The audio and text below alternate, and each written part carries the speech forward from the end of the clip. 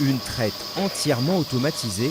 Dans cette exploitation bretonne, ce robot s'occupe de chacune des 57 Primolstein, une à une, tout en étant connecté en réseau.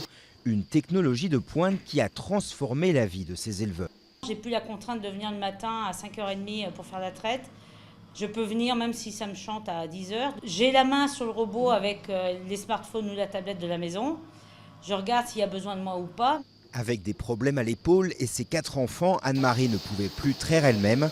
En plus du confort, cette automatisation permet aussi un meilleur rendement car l'exploitation est passée à près de 3 traites par jour. Elles doivent être bien dans le bâtiment parce qu'en fait, elles font beaucoup plus de lait qu'avant. Avant, on avait une moyenne d'étape de 8700 kg et maintenant, on est à presque 11 000, quoi.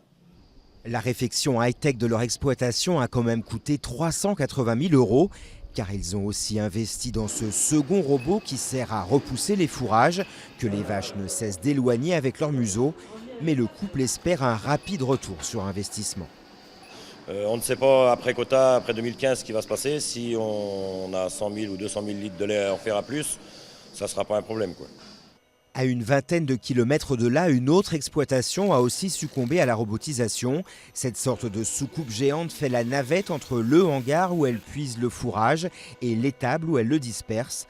Ainsi, le mélange est mieux préparé, distribué en plus petite quantité et donc plus facilement renouvelé avec des produits frais.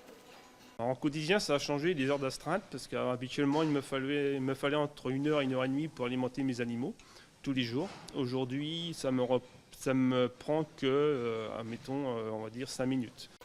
Comme ces deux éleveurs, ces 10 dernières années, quelques 2800 exploitations françaises se sont équipées d'au moins un robot de traite. Mais le coût reste encore trop lourd pour de nombreux exploitants. Seuls 4% d'entre eux ont franchi le pas au niveau national.